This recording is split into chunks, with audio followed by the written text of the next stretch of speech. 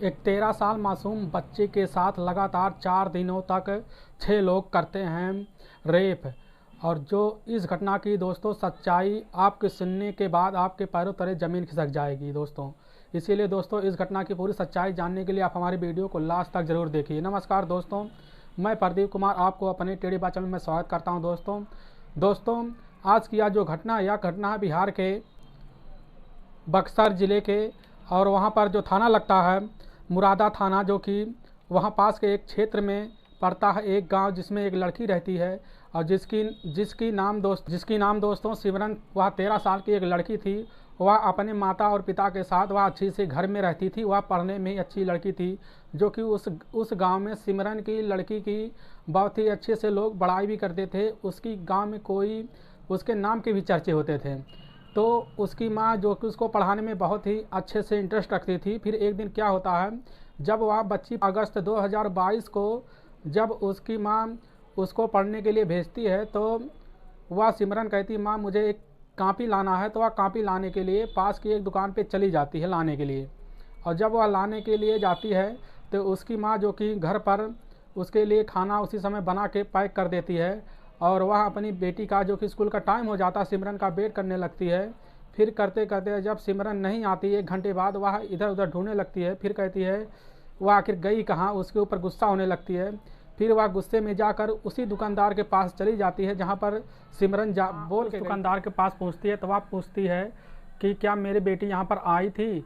तो वह दुकानदार कहता है कि आपकी बेटी तो अभी नहीं आई है। तो इस बात के सुन के सिमरन की माँ बहुत अचंभी रह जाती। वह ज़ोर ज़ोर से बोलने लगती है कि आखिर हमारी बेटी कहाँ है। तो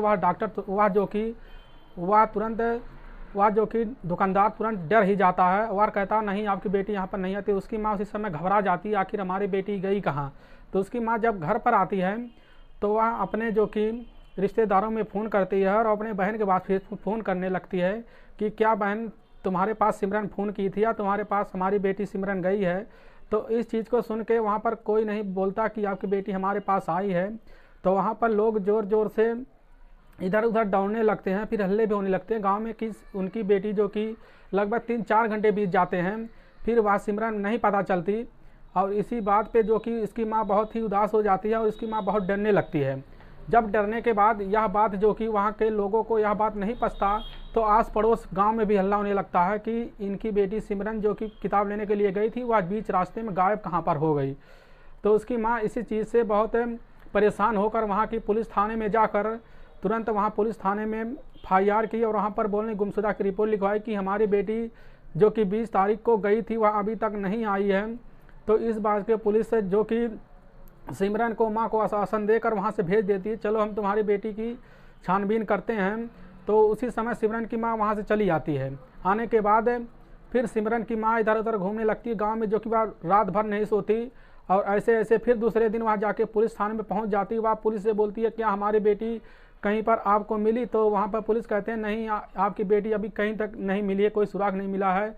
तो उस समय पुलिस पूछ लेती है तुम्हारी बेटी किसी से क्या कोई बात करती थी, या जो कि तुम्हारी बेटी की जी की कोई घर पर आया था क्या उसी समय? तो उसकी माँ कहती नहीं, हमारे पास अभी कोई नहीं आया, ना हमारी बेटी किसी से बोलती, तो वह बहुत अच्छी थी और वह उसके साथ किसी की दुश्मनी भी नहीं थी। तो पुलिस इस चीज़ से और हैरान हो जाती है आखिर यह माजरा क्या है। तो कि उसकी बेटी 16 अगस्त को जब गायब हुई थी, लगभग 4 दिन बाद 20 अगस्त को जब सुबह उसकी माँ आगे बैठी हुई थी, तो उसी समय उसकी बेटी सिमरन बाहर आके दरवाज़ा खटखटाने लगी। तो वह उसकी माँ जब देखने लगी सिमरन को, तो उसकी माँ उसी की आंखें फटी की फटी रह गईं, क्योंकि सिमरन के पूरी तरह से कपड़े फटे हुए थे, वह बहुत ही नाजुक अवस्था में थी। तो उसी समय उसकी माँ उसको पकड़ के अपने गले लगा लेती है। तो उससे उसी समय ले जाकर वहाँ के पुलिस थाने में पुलिस के सामने वहाँ पेश कर देती है। तो पुलिस भी देखती इसी चीज़ उसी अवस्था में, तो अभी हैरान रह जाती है आखिर यह माजरा क्या है। तो पुलिस जब उस लड़की सिमरन से पूछने लगती है बेटी आखिर तुम इतने दिन से कहाँ रही, तो वह लड़की बताती है कि जब मैं स्कूल के लिए कॉपी लेने के लिए दुकान पे निकली थी, मैं रास्ते में जा रही थी, तो वहाँ पर मुझे 2 आदमी जो कि मिले और वह चॉकलेट देकर मुझे गाड़ी में बैठाने लगे और वह रास्ता पूछने लगे, बेटी तुम मुझे बता दोगी तो मैं तुम्हें 2 चॉकलेट दूंगी। तो वह रास्ता बताने के बहाने मुझे वह दोनों पकड़ के वहाँ अंदर बैठा लिए और फिर हमें ले जाकर वहाँ के एक कमरे में बंद कर दिए।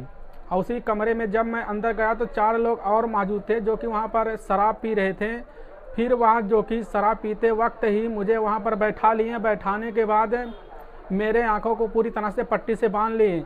फिर मुझे नहीं पता था मेरे साथ क्या हो रहा है। फिर जब मेरी आंखें खुली तो वहाँ चारों के चारों 6 लोग जो कि टोटल हो गए थे। मिलने के बाद हमारे साथ बारी बारी रेप करते रहे और यह काम लगभग 3 से 4 दिन चलता रहा। और वह लड़की दर्द से कराहती रही, वह चिल्लाती रही कि मुझे छोड़ दो, मुझे छोड़ दो। लेकिन वह नाबालिग लड़की के साथ 6 दरिंदों ने मिलकर लगातार 4 दिनों के तक रेप किया। फिर जब 4 दिन हो गया तो उसमें से एक आदमी बोला जो कि इसे छोड़ दिया जाए और यह घर जाके कुछ नहीं बता गई। तो उसी समय मुझसे वह कहते कि तुम घर जाके कुछ मत बताना। तो मैं उनकी बात मान कर, और मैं कैसे, मेरे पास पैसे भी नहीं थे, मैं वहाँ से किसी से पैसे मांग कर यहाँ तक पहुँची। तो इसके बाद पुलिस उनमें से तराशना शुरू कर देती है 6 लोगों को। फिर जहाँ पर उस लड़की को किडनैप किया गया था वहाँ पर CCTV कैमरे लगे हुए थे, तो उसमें से CCTV कैमरे नहीं मिले। लेकिन थोड़ी दूर आगे जाकर वहाँ पर एक CCTV कैमरा मिला जिसमें यह दिखता है कि 2 आदमी उस कार से बाहर निकलते हैं और सिमरन को पकड़ के हाथ से ढकेलते, उसमें चेहरा उनका साफ दिख जाता है। फिर पुलिस इनकी छानबीन करती रहती तो उसमें से 2 आदमी का नाम पता चलता है कि जिनका है शिवम और अभिषेक को पुलिस जल्दी अरेस्ट कर लेती है। फिर उनसे पूछने लगती है कि जो तुम्हारे साथ 4 लोग थे, या 4 लोग गए कहाँ? तो वह शिवम और अभिषेक कहते हैं कि वह 4 लोग यह बात सुन के वह तुरंत भाग गए और वह अपना, जो कि हमें उनके बारे में कुछ नहीं पता है। तो पुलिस उनसे पूछती आखिर तुम लोगों ने ऐसा क्यों किया? तो उन्होंने बताया कि हम जब 4 लोग बैठ के पी रहे थे तो उसी में से जो कि एक बोला कि चलो आज हम लोग कुछ पार्टी करते हैं, कहीं पर कोई लड़कियां ले आओ तो हम लोग पार्टी हमारी अच्छे से मनेगी। तो यह बात सुनकर हम लोग जब रास्ते में आ रहे थे तो हमारे साथ यहाँ नाबालिग लड़की जो कि मिल गई, हमें कुछ नहीं दिखा दिया लड़की कौन है, और इसको इसीलिए हमने अरेस्ट कर लिया। दोस्तों, आपको फिर पुलिस इस मामले की जांच करने के लिए और टीम गठित कर देती है, जिससे उन 4 लोगों को अरेस्ट करने के लिए जगह जगह पुलिस ढूंढ रही है, जिससे उन्हें जल्द ही अरेस्ट कर लिया जाएगा। दोस्तों, आप इस घटना के बारे में क्या कहना चाहेंगे? जो भी कहना चाहेंगे हमारे कमेंट बॉक्स में ज़रूर करें, और इन लोगों दरिंदों को क्या सजा होना चाहिए। दोस्तों आप यह घटना कैसा लगा? दोस्तों, अगर आपको यह घटना अच्छा लगा तो हमारे चैनल को लाइक और सब्सक्राइब और शेयर जरूर कर लें। फिर आपको हम नेक्स्ट घटना लेकर जल्द से जल्द मिलेंगे दोस्तों। तब तक की राम राम, जय हिंद दोस्तों।